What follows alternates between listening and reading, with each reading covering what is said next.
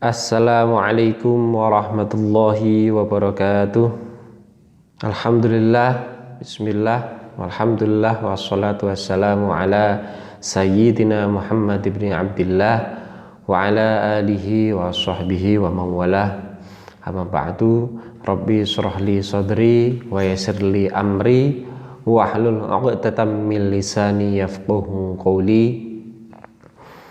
Alhamdulillah, puji syukur kita kepada Allah Subhanahu wa taala atas karunia kenikmatan yang luar biasa sehingga pada kali ini, kesempatan ini kita bersama-sama bertemu walaupun hanya melalui layar gadget, tapi semoga di kesempatan yang insya Allah penuh barokah ini, di bulan yang penuh barokah ini, menjadi tanda bahwasanya amal ibadah kita di bulan suci ini diridhoi dan dirahmati Allah Subhanahu wa taala.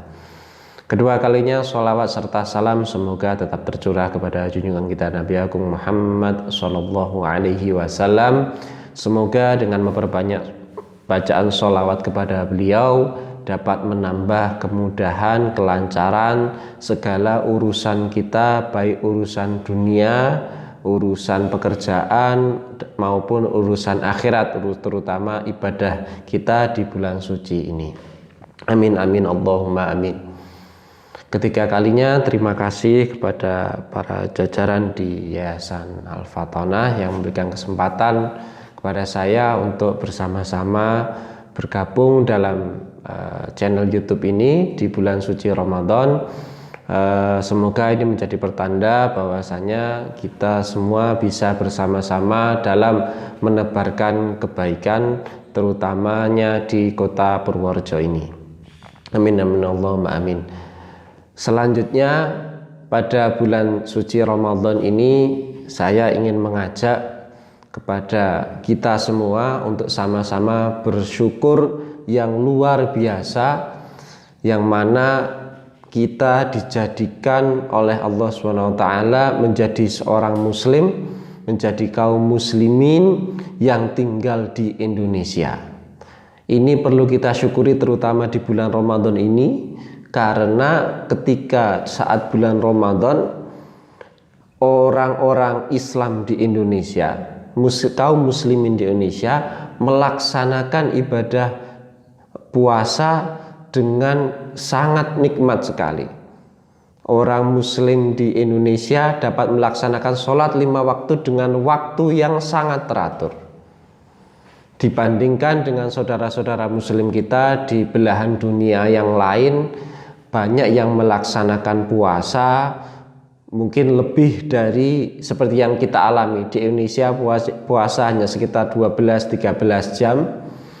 Seperti teman-teman, seperti saya dulu ketika masih menimba ilmu di negeri para nabi, di Kairo, di Mesir, kami ketika menghadapi puasa di bulan Ramadan, kemudian berbarengan dengan musim panas di bulan Mei atau Juni, maka kami harus melaksanakan puasa dalam jangka waktu kurang lebih 16 jam. Waktu yang cukup lama, dan kami hanya punya waktu untuk makan dan minum kurang lebih hanya 8 jam. Hal inilah yang patut sekali kita syukuri sebagai muslim di Indonesia, dan ini harus kita ulang-ulang, harus kita sampaikan, karena di Indonesia sekarang ini masih banyak orang yang mengalami krisis rasa syukur. Krisis rasa syukur terutama di bulan Ramadan ini. Masih banyak orang gampang marah ketika melihat ada warung, ada tempat makan tidak ditutup. Masih banyak orang gampang marah ketika ada saudara-saudara muslim kita yang belum melaksanakan puasa. Padahal hakikatnya dalam puasa adalah menahan hawa nafsu, terutama hawa nafsu amarah. Sehingga bagaimana kita melibatkan rasa syukur kita dalam perilaku kita di bulan Ramadan ini, sehingga ketika ada orang-orang yang mungkin belum bisa melaksanakan puasa, mungkin masih kita melihat bagaimana warung-warung itu masih buka di siang hari, kita gunakan rasa dan hati kita untuk menyampaikan hal kebaikan, sehingga ada keterpanggilan hati dari orang-orang tersebut, dari saudara-saudara muslim kita, sehingga mereka di tahun kemudian mampu melaksanakan puasa, mampu melaksanakan ibadah-ibadah yang lain, terutama sholat 5 waktu sesuai dengan panggilan hati. Bukan hanya karena takut dimarahi, bukan hanya takut digrebek ketika pada bulan suci Ramadan ini. Baik, hadirin yang dirahmati Allah SWT, itu hal yang pertama yang perlu kami sampaikan dan kita ulang-ulang rasa syukur kita terhadap bulan suci Ramadan ini dan juga di bulan suci Ramadan ini sebagai muslim di Indonesia. Kemudian selanjutnya saya ingin menyampaikan sedikit catatan dari salah satu sultanul ulama, yaitu Izzuddin Abdussalam. Beliau salah seorang ulama yang hidup di sekitar abad 11 atau sampai 13 Masehi. Kalau di tahun Hijriah sekitar abad ke-6 sampai ke-7 Hijriah. Beliau seorang ulama yang dijuluki sebagai Sultanul Ulama, rajanya para ulama, karena kedalaman ilmu beliau terutama di dalam bidang fikih, tafsir, hadis, dan bidang-bidang keilmuan agama yang lainnya. Beliau memiliki sebuah kitab yang berjudul Maqasidus Shaum, atau tujuan-tujuan dalam berpuasa. Ada sebenarnya ada tujuh fadhail atau keutamaan puasa, tapi karena keterbatasan waktu mungkin hanya 3 hal saja yang penting untuk kita bahas pada kali ini, yaitu yang pertama, manfaat puasa adalah raf'ud darajat, meninggikan derajat seorang muslim, karena di dalam bulan suci Ramadan ini terdapat pintu-pintu surga yang dibuka dan pintu-pintu neraka yang ditutup, kemudian juga dibelenggunya para setan. Ini sebenarnya kalau menurut Syekh Izzuddin Abdussalam adalah perumpamaan dari ketika pintu-pintu surga ini dibuka, itu artinya potensi-potensi kebaikan, potensi dilipat gandakannya kenikmatan, rasa syukur, rasa nikmat dalam beribadah ini sedang dibuka seluas-luasnya. Dan kemudian kata-kata ditutupnya pintu neraka itu artinya atau itu merupakan wujud perumpamaan dari minimnya potensi-potensi melakukan keburukan di bulan puasa ini, karena ada larangan untuk mengumbar hawa nafsu, menahan hawa nafsu dari dari terbitnya matahari hingga tenggelamnya matahari.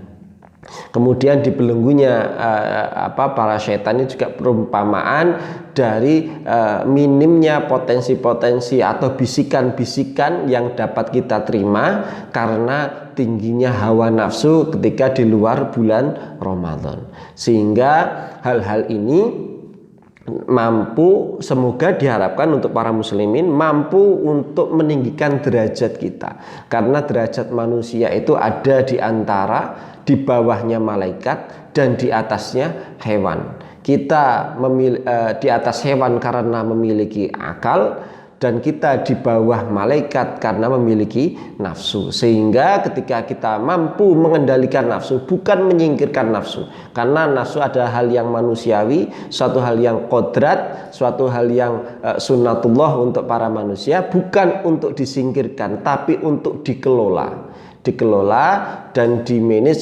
sebaik mungkin sehingga tidak mengalahkan akal kita. Mengelola nafsu satu-satunya yaitu dengan menggunakan ilmu. Maka itulah pentingnya bagaimana kita terus menambah ilmu kita. Kemudian yang kedua adalah takfirul khotiat. Takfirul khotiat ini artinya adalah dihapuskannya, ditebusnya kesalahan-kesalahan.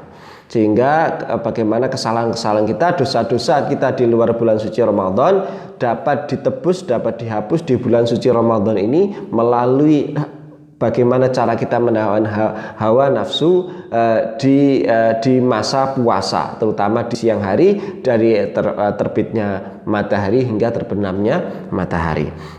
Kemudian yang ketiga yaitu kasrus syahwat. Yang ketiga, kasrus syahwat ini artinya adalah terpecahnya atau hancurnya syahwat. Ya, pada bulan Ramadan ini di siang pagi hari hingga sore hari kita dituntut untuk menahan hawa nafsu makan dan minum yang terlihat secara zahir, tapi di dalam tersebut terhadap hawa nafsu yang lain seperti nafsu syahwat. Ini juga berawal dari rasa yang kenyang, kemudian nafsu untuk untuk hal-hal yang buruk yang lainnya. Ini berawal dari rasa yang cukup di dalam perut, sehingga dengan merasakan perut yang cukup lapar, menahan rasa lapar, rasa haus ini harusnya juga bisa membimbing kita rasa untuk memanage atau mengelola nafsu syahwat kita di siang hari.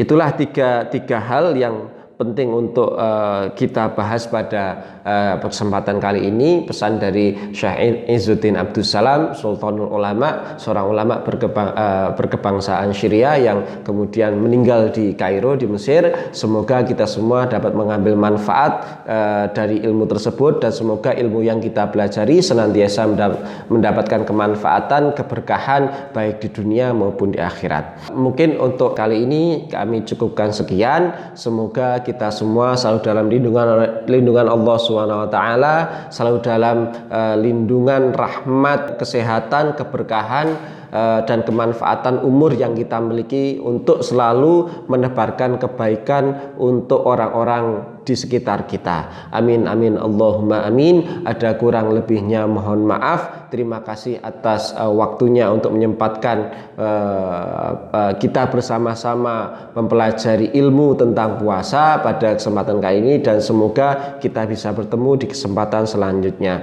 Sekali lagi ada kurang lebihnya mohon maaf. Hadanallahu wa iyyakum ajma'in, wallahu muwaffiq ila aqwamit thariq. Assalamualaikum warahmatullahi wabarakatuh.